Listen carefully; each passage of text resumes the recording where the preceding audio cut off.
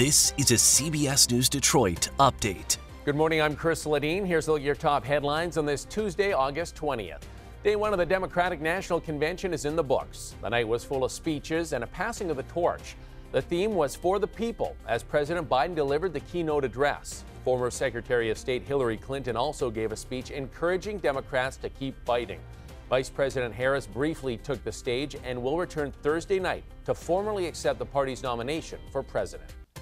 UAW President Shawn Fain was also in attendance at the convention. This as the UAW is warning of a potential national strike against Stellantis.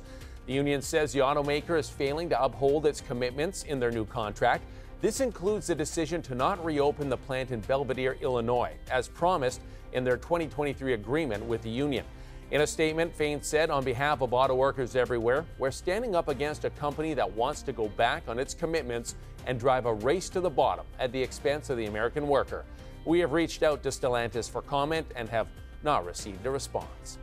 Former President Trump will be in Howell today. He's expected to speak at the Livingston County Sheriff's Office to talk about crime and safety.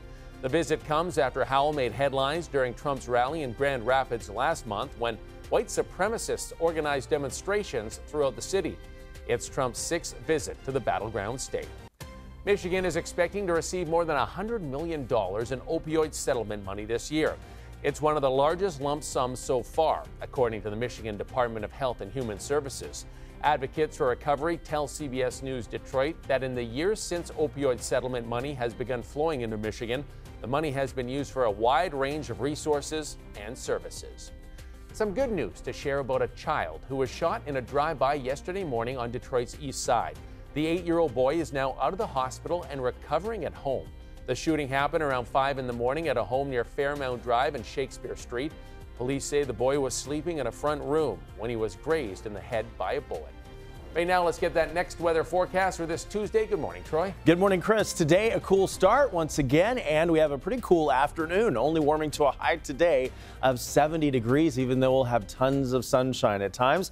It will be breezy once again, and if you're making some evening plans, of course, no rain in the forecast and temperatures in the mid-60s by 8 o'clock tonight. So a fairly cool night in store, and then once again tomorrow morning, dropping into the 40s and 50s. There's next weather futurecast showing just a couple of clouds. We'll see fewer clouds today than even yesterday, with a lot of sunshine in store, and that trend continues for most of the week, with minimal rain chances not rolling in until the end of the week and the weekends. We're going to be mostly dry and mostly sunny for the next several days. There are the highs for today. Once again, only getting into the 60s for most spots, barely making it up to a high of 70 in Detroit, getting up to 67 in Pontiac, 68 in Lapeer, 65 at Port Huron.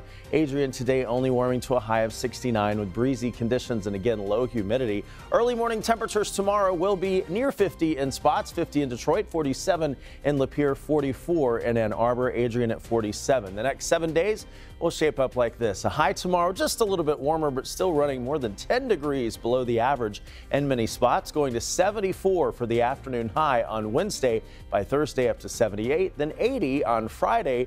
Notice those mid 80s and upper 80s returning in time for the weekend. So if you don't like the cool, we'll make you happy with the forecast for the end of the week and the weekend. Chris, look at that, almost 90 with slight rain chances Sunday and Monday. Getting hot again. Thanks for that, Troy. That's a look at your headlines. We'll be back later covering stories that matter to you on air and streaming on the CBS News app and Pluto TV.